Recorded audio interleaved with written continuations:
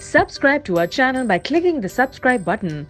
Click the bell button and enjoy the latest uploads from our channel. स्वागत है आप सभी का हमारे YouTube चैनल सक्सेस थंडर पे। आज हम लोग एक 11% की पजल को सॉल्व करेंगे जो कि एक मॉडरेट लेवल पजल है। और ये जो सभी के सभी बैठे हुए हैं वो सेंटर एक वृत्तकार मेज यानी कि एक सर्कुलर टेबल पर बैठे हुए हैं। कुछ लोग जो है वो सेंटर की तरफ देख रहे हैं, कुछ लोग आउटसाइड दी सेंटर की तरफ देख रहे हैं। तो अच्छी पजल है, देखते हैं कि इस टाइप की पजल से हमें कैसे टैकल करना है, किस तरीके से इन सब पजल को हम लोग इजीली सॉल्व कर सकते हैं। तो आई होप कि आपने अब तक स्क्रीनशॉट ले लिया होगा हिंदी पार्ट का। अब ये क्वेश्चन है इंग्लिश में, इसको भी आप देखकर स्क्रीनशॉट ले लीजिए।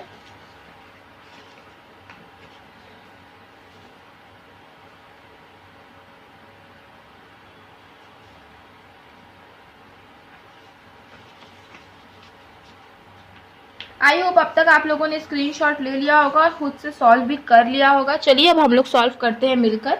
इसमें लिखा है 11 persons are sitting around a circular table. 11 लोग हैं जो कि सर्कुलर टेबल पे बैठेंगे। देखिए ये हो गया 8 लोग का और ये हो गया 10 लोग का और एक यहीं से बना दीजिए 11 लोग का। ठीक है, तो 11 लोग हैं जो कि बैठे हैं एक सर्कुलर टेबल पर। Some of them are facing towards the center and some away from the center. कुछ लोग जो है सेंटर की ओर देख रहे हैं, कुछ लोग सेंटर के अनुरूप देख रहे हैं। बोथ द सेंटर के अनुरूप मतलब पता नहीं शुद्ध हिंदी है कि नहीं, लेकिन सेंटर के अनुरूप मतलब आउटसाइड द सेंटर, सेंटर के विपरीत देख रहे हैं, नॉट अनुरूप। आगे देखिए, both the neighbours of J face opposite direction to that of J. ठीक है, मतलब जे के जो दोनों नेबर्स हैं ये लोग ऑपोजिट टू जे फेस करेंगे। आगे देखिए, H is one of the neighbours of B who is not neighbour of A। B और H ये दोनों क्या है, नेबर है, लेकिन B का नेबर A नहीं है। ठीक है,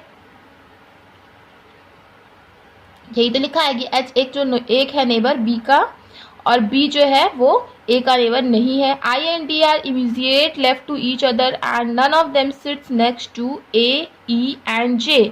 देखिए D के इमीजिएट लेफ्ट पे है I और I के इमीजिएट लेफ्ट पर है D।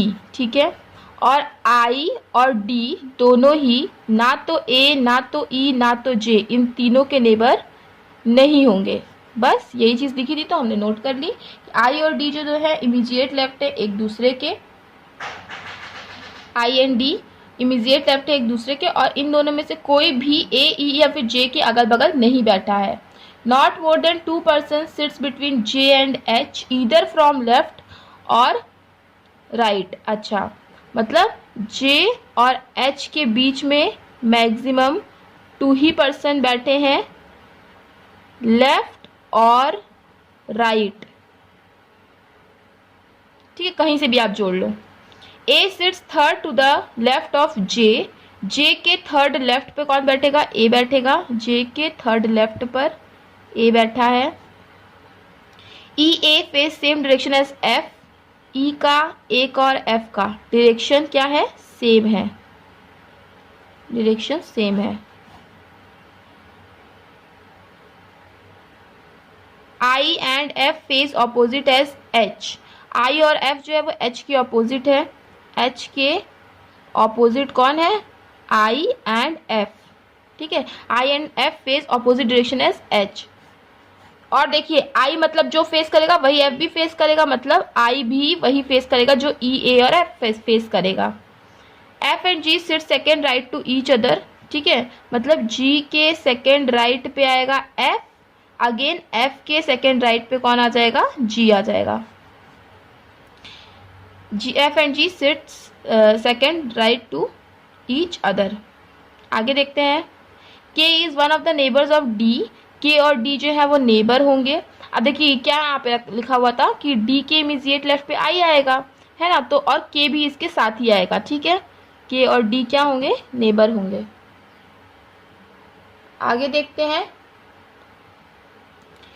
आगे क्या लिखा हुआ है, only one person sits between E and C either from left और राइट। अगेन ई और सी के बीच में कितने पर्सन बैठेंगे, केवल एक पर्सन बैठेंगे, चाहे आप लेफ्ट से देखो या फिर राइट से देखो, ईदर फ्रॉम द लेफ्ट और राइट। चाहे आप लेफ्ट राइट से नहीं, मतलब या तो फिर लेफ्ट से या तो फिर राइट से, है ना। ईदर मतलब या तो फिर लेफ्ट से या तो फिर राइट से, किधर से भी काउंट करो, या तो लेफ्ट से काउंट करो या तो फिर राइट से काउंट करो, उसमें से एक ही पर्सन बैठेंगे। आगे देखते हैं, आगे लिखा हुआ है who does not sit next to J, जो कि जे के नेक्स्ट पे नहीं बैठता है। मतलब देखिए केवल एक ही बंदा बैठेगा ई और सी के बीच में, who does not sit next to J, जो कि जे के नेक्स्ट नहीं बैठेगा। अच्छा, C and K face same direction as D, C और के का सेम डायरेक्शन रहेगा डी की तरह, ठीक है। तो मतलब सी के और डी का सेम डायरेक्शन रहेगा। आगे देखते हैं, three person sits between E and A either from the left और राइट। वही सेम बात है कि ई और ए के बीच में तीन पर्सन बैठेंगे और इनका यही फिर से होगा कि या फिर लेफ्ट से या फिर राइट से, कहीं से भी आप काउंट कर सकते हो, लेकिन तीन पर्सन बैठेंगे। और only one person sits between E and C. अब देखिए इसमें जो लिखा था who does not sit next to J, तो हु किसके लिए आया, हु मैंने हमेशा बताया नियरेस्ट सब्जेक्ट के लिए आता है, तो ये जो हु आया किसके लिए आया, सी के लिए आया। मतलब सी जो है वो जे के नेक्स्ट नहीं बैठेगा, है ना। सी जो है वो जे के नेक्स्ट नहीं बैठेगा, जे का नेबर नहीं होगा। यहाँ से हमारा क्वेश्चन खत्म हो जाता है। अब हमें इसको सॉल्व करना, देखते हैं किस तरीके से सॉल्व कर पाते हैं हम लोग। तो देखिए यहाँ पे हमें किसी की फेजिंग क्लियर नहीं है, तो हमें खुद से ही स्टार्ट करना पड़ेगा। अब जिसके बारे में सबसे ज़्यादा इन्फॉर्मेशन दी है हम वहीं से स्टार्ट करते हैं। तो हमें देखना होगा किसके बारे में सबसे ज़्यादा इन्फॉर्मेशन दी हुई है। तो जे से रिलेटेड इन्फॉर्मेशन, एच से रिलेटेड इन्फॉर्मेशन कुछ ज़्यादा ही है, तो चलिए फिर यहीं से स्टार्ट करते हैं। तो एक बार हम जे को इनसाइड फेजिंग मानेंगे और एक बार जे को हम आउटसाइड फेजिंग मान लेंगे। ये हम लोगों ने सारी कंडीशंस अब नोट कर ली हैं। चलिए अब क्वेश्चन को बनाना शुरू करते हैं। देखिए क्वेश्चन में क्या लिखा हुआ है, कहाँ से हम शुरुआत कर सकते हैं, जो हमारी इन्फॉर्मेशन हमें फिक्स पता है। जैसे कि लिखा है कि जे के थर्ड लेफ्ट पर कौन आना है, ए को आना है, ठीक है। तो अभी हमें जे की डायरेक्शन भले ही नहीं पता, बट हम लोग फिर भी इसको दो पॉसिबिलिटीज की बना सकते हैं। जैसे एक पॉसिबिलिटी हमने ये बना ली और एक पॉसिबिलिटी हमने ये बना ली, ठीक है। एक बार जे को हमने इनवर्ड फेजिंग मान लिया, एक बार हमने जे को आउटवर्ड फेजिंग मान लिया। जे के थर्ड लेफ्ट पे तो 1 2 3 ए इस केस में यहाँ आएगा, 1 2 3 ए इस केस में कहाँ आ जाएगा, यहाँ पे आ जाएगा, ठीक है। जे के थर्ड लेफ्ट पे ए हो गया। अब जे के जो दोनों लोग नेबर रहेंगे वो दोनों अपोजिट डायरेक्शन फेस करेंगे जे के। जैसे अगर इस केस में जे इनवर्ड फेजिंग है तो इनके जो नेबर्स होंगे वो आउटवर्ड फेजिंग होंगे। इसमें अगर जे आउटवर्ड फेजिंग है तो इनके जो नेबर्स होंगे वो इनवर्ड फेजिंग होंगे। अब हमें ढूंढना है जे और ए से रिलेटेड इन्फॉर्मेशन। देखिए जे से रिलेटेड कोई इन्फॉर्मेशन नहीं, पर ए से है कि ए और ई के बीच में तीन लोग होंगे। तो 1 2 3 ई यहाँ पे भी हो सकता है, अगेन 1 2 3 ई यहाँ पे भी हो सकता है। तो दो दो हमारे पास पॉसिबिलिटी है। और फिर क्या है कि ई और सी के बीच में एक लोगों को होना है, राइट। तो चलिए हम लोग पॉसिबिलिटी ले लेते हैं। पॉसिबिलिटी लेने से क्वेश्चन जल्दी ही सॉल्व होगा, लेकिन अगर आप नहीं लोगे और बिना पॉसिबिलिटी के बनाने की कोशिश करोगे तो थोड़ा समय लग सकता है। पॉसिबिलिटी लेना काफ़ी आसान ही होता है। एक बार हमने जे को इनवर्ड फेजिंग मान लिया तो इनके दोनों नेबर्स क्या रहेंगे, आउटवर्ड फेजिंग रहेंगे, 11, ठीक है। इनके दोनों नेबर्स क्या रहेंगे, आउटवर्ड फेजिंग रहेंगे। और अगर हमने जे को आउटवर्ड फेजिंग मान लिया तो इनके दोनों नेबर्स क्या रहेंगे, इनवर्ड फेजिंग रहेंगे। जे के थर्ड लेफ्ट पे ए को आना, 1 2 3 ए इस केस में यहाँ आएगा, इस केस में ए यहाँ पे आ जाएगा। अब ए और ई के बीच में आप तीन लोगों को बैठा दो, इनवर्ड फेजिंग है तो 1 2 3 ई को एक बार यहाँ बैठा दीजिएगा और एक बार इसी वक्त इनवर्ड फेजिंग में 1 2 3 ई को एक बार यहाँ बैठा दीजिएगा। इसमें देखिए 1 2 3 ई को एक बार यहाँ बैठा दीजिए, 1 2 3 एक बार ई को यहाँ पे बैठा दीजिए, ठीक है। तो ये वाला आपका पॉसिबिलिटी सॉल्व हो गया। अब क्या बोला, ई और सी के बीच में कितने लोग रहेंगे, ई और सी के बीच में केवल एक लोग रहेंगे। अच्छा, तो अगर अभी ई और सी को आप बैठाने लग जाओगे तो और भी ज्यादा पॉसिबिलिटीज बन जाएंगी। तो अभी इसको थोड़ा सा फुल स्टॉप देके आगे बढ़ते, देखते कोई और आप फिक्स कर सकते हो क्या। तो देखिए एक ये लिखा हुआ था कि आई डी जो होगा, आई के इमीडिएट लेफ्ट पे डी आएगा और डी के इमीडिएट लेफ्ट पे आई आएगा, ठीक है। और जो के होगा वो डी का नेबर भी होगा। तो ये जो इन्फॉर्मेशन दी गई है इस हिसाब से मतलब आई डी के तीनों क्या होंगे, साथ में आएंगे। प्लस उसके नीचे जस्ट ये भी दिया है कि आई और डी जो होंगे वो ना तो ए, ना तो ई और ना तो जे, किसी के भी नेबर नहीं होंगे। तो चलिए हम लोग इस इंफॉर्मेशन को थोड़ा फिक्स करने की कोशिश करते हैं। अब देखिए क्या बोला गया, आई डी के साथ होंगे मगर आई डी ए, ई या फिर जे का नेबर नहीं होगा। तो देखो ई के अगल बगल यहाँ पे आईडी नहीं आएंगे, ए के अगल बगल यहाँ पे आईडी नहीं आएंगे, जे के अगल बगल यहाँ पे आईडी नहीं आएंगे। तो अब या तो आईडी यहाँ पे आ जाए या तो आईडी यहाँ पे आ जाए, लेकिन अगर आप आईडी दोनों को साथ में हमें लिखना है, हमें पता है, तो आप इसको अरेंज नहीं कर पाओगे आईडी को। क्यों? क्योंकि ना अगर आपने आई को यहाँ लिखा तो डी यहाँ पे लिख नहीं पाओगे। अगेन अगर आपने डी या फिर आई को यहाँ लिखा तो यहाँ पे अगल बगल ना तो आई को ना तो डी को लिख पाओगे, बिकॉज क्वेश्चन में साफ लिखा है कि आईडी जो होंगे ए, ई और जे के नेबर नहीं होंगे। तो ये पॉसिबिलिटी आपकी गलत हो गई। इसमें भी देख लीजिए यहाँ पे नहीं आएगा, ठीक है, यहाँ पे भी नहीं आएगा और यहाँ पे भी नहीं आएगा। तो क्या आई डी को साथ लिखने के लिए कोई भी जगह बची? नहीं बची। तो ये वाली भी आपका गलत हो गया है। अच्छा यहाँ पे देख लीजिए, यहाँ पे नहीं आ सकता आईडी, यहाँ पे नहीं आ सकता, यहाँ पे नहीं आ सकता, मतलब इतनी जगह पे नहीं आ सकता, केवल ये ही इतनी ही जगह जो है कि बची हुई है। Right, okay. इस केस में भी देखो यहाँ पे आईडी नहीं आ पाएगा, यहाँ पे नहीं आ पाएगा, यहाँ तक नहीं आ पाएगा, लेकिन अभी ये 4 जगह बची हुई है तो यहाँ पे आप इजीली लिख सकते हो। ठीक है, अब आगे बढ़ते हैं। अब देखिए एक चीज क्या बोला था, जो चीज हम लोग फिक्स कर सकते हैं वो था कि ई और ए का देखो डायरेक्शन जो होगा वो सेम होगा। ठीक है, तो इस केस में ई आउटवर्ड फेसिंग है तो ए भी आउटवर्ड फेसिंग हो जाएगा। इस केस में ई इनवर्ड फेसिंग है तो ए भी क्या हो जाएगा, इनवर्ड फेसिंग हो जाएगा। और क्या क्या चीजें हम लोग फिक्स कर सकते हैं, देखिए बोला कि ई और सी के बीच में कितने लोग हैं, एक ही लोग हैं। तो अब देखिए ई अगर यहाँ पे एक छोड़ के आपने सी को यहाँ पे आप लिख सकते हो, अगेन ई यहाँ पे एक छोड़ के सी को आप यहाँ पर भी लिख सकते हो। ठीक है, अब यहाँ पे देख लीजिए एक छोड़ के सी यहाँ पे भी लिख सकते हो, एक छोड़ के सी यहाँ पे भी लिख सकते हो। तो ये दो पॉसिबिलिटीज अभी बन रही है। अब आगे देखते हैं। देखिए आगे एक चीज ये लिखा हुआ था कि जे और एच के बीच में मैक्सिमम 2 होंगे और मिनिमम कितना भी हो सकता है। तो देखो 1 2 एच यहाँ पे आप लिख नहीं सकते, 1 छोड़ के एच यहाँ पर आप लिख सकते हो और एच यहाँ पर भी आप लिख सकते हो। तो हमारे पास दो पॉसिबिलिटी। अगेन आप इस तरफ से भी एच को और फिक्स कर सकते हो और एच के साथ क्या आएगा, हमेशा बी आएगा। ये एक हमारे पास इंफॉर्मेशन है। देखिए क्वेश्चन में एक लाइन ये भी दी हुई थी कि सी जो है वो कभी भी जे का नेबर नहीं होगा। देख लीजिए एक बार, यहाँ पे लिया हुआ था कि C does not sit next to J. अब सी देखो जे के नेक्स्ट नहीं बैठेगा।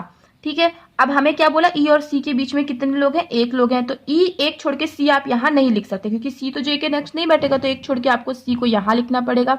इस केस में अगेन आप सी को यहाँ नहीं लिख सकते, तो एक छोड़ के आपको सी को कहाँ पे लिखना पड़ेगा, यहाँ पे लिखना पड़ेगा। तो ये वाली भी कंडीशन आपकी सॉल्व हो जाती है।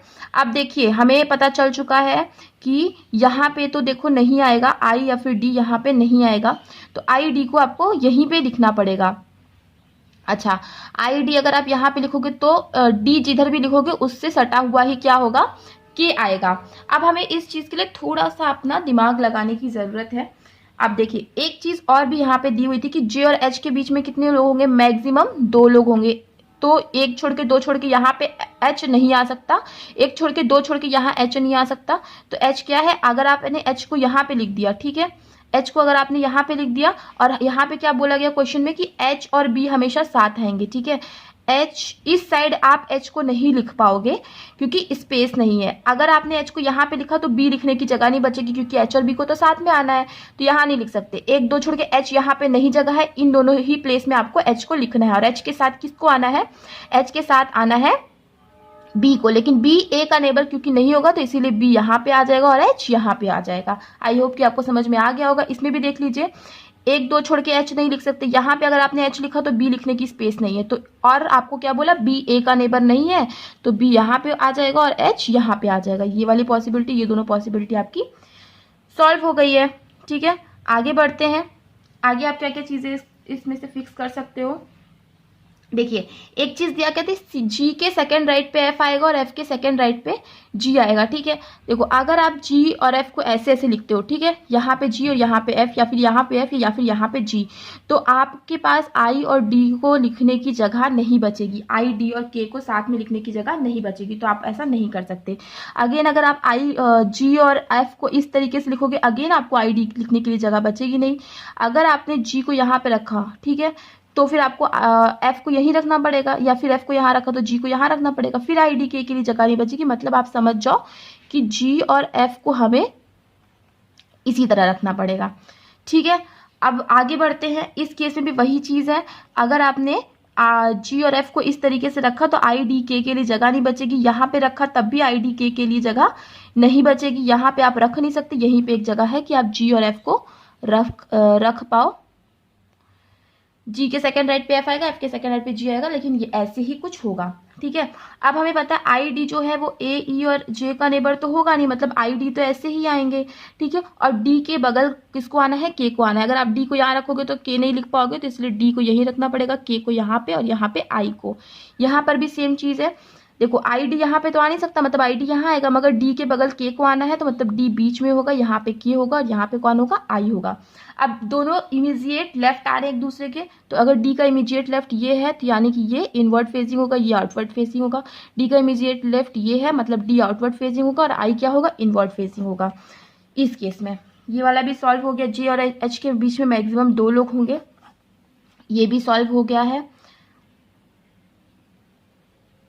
और एच जो है वो आई और एफ के ऑपोजिट फेस कर रहा है, और आई और एफ जो है सेम डायरेक्शन, देखिए E A F I same direction face करेंगे, ठीक है। तो देखो E outward facing, I outward facing, A outward facing, मतलब एफ भी आउटवर्ड फेजिंग। एफ के सेकंड राइट पे अगर जी को आना है, मतलब एफ यहाँ पे आएगा, जी यहाँ पे आएगा, क्योंकि एफ आउटवर्ड फेजिंग है, ठीक है। तो जी क्या होगा, इनवर्ड फेजिंग हो जाएगा। इस केस में देख लीजिए आई इनवर्ड फेजिंग, ई इनवर्ड फेजिंग, ए इनवर्ड फेजिंग, तो एफ भी इनवर्ड फेजिंग। एफ के सेकंड राइट पे जी को आना है, तो एफ यहाँ आ जाएगा, जी यहाँ पे आ जाएगा। ये अगर इनवर्ड फेजिंग होगा तो ये आउटवर्ड फेजिंग हो जाएगा, ये भी सॉल्व हो गया। ई एफ आई का सेम डायरेक्शन हो गया। एच का जो अपोजिट डायरेक्शन होगा आई से, तो आई अगर इन मतलब आई और एफ से, तो अगर आई एफ इनवर्ड फेजिंग है तो एच क्या होगा, आउटवर्ड फेजिंग होगा। इसमें आई एफ क्या है, आउटवर्ड फेजिंग है, तो एच क्या होगा, इनवर्ड फेजिंग हो जाएगा। अब बोला क्या, सी के और डी का सेम डायरेक्शन होगा। अब देखिए सी डी का इनवर्ड फेजिंग है, और तो सी का भी इनवर्ड फेजिंग हो जाएगा और के का भी इनवर्ड फेजिंग हो जाएगा। इसमें देख लीजिए डी का इनवर्ड फेजिंग है, सॉरी डी का आउटवर्ड फेजिंग है, तो सी का भी आउटवर्ड फेजिंग हो जाएगा और के का भी आउटवर्ड फेजिंग हो जाएगा। तो ये वाली कंडीशन भी सॉल्व हो गई, ये वाली भी कंडीशन आपकी सॉल्व हो गई। तो देखिए यहाँ पे सारी की सारी कंडीशंस सॉल्व हो गई हैं, और यही आपका फाइनल अरेंजमेंट बन रहा है। केवल आपका डायरेक्शन देखिए अलग अलग है, बट बाकी सब चीज़ें बिल्कुल सेम है। तो दोनों ही ये बिल्कुल सही लग रहा है। तो आई होप कि आपको समझ में आ गया, आपको क्वेश्चन क्लियर हो गया होगा, चीज़ें क्लियर हो गई होंगी। थोड़ा सा ट्रिकी क्वेश्चन है, बट बहुत ज़्यादा टफ भी नहीं है, आप इजीली इसको सॉल्व कर सकते हो। चीज़ें क्लियर हैं तो वीडियो को लाइक करिएगा, शेयर करिएगा, और अगर चैनल पे पहली बार आए हैं तो चैनल को सब्सक्राइब करना मत भूलिएगा। मिलते हैं अपने नेक्स्ट वीडियो में। Thank you so much for watching.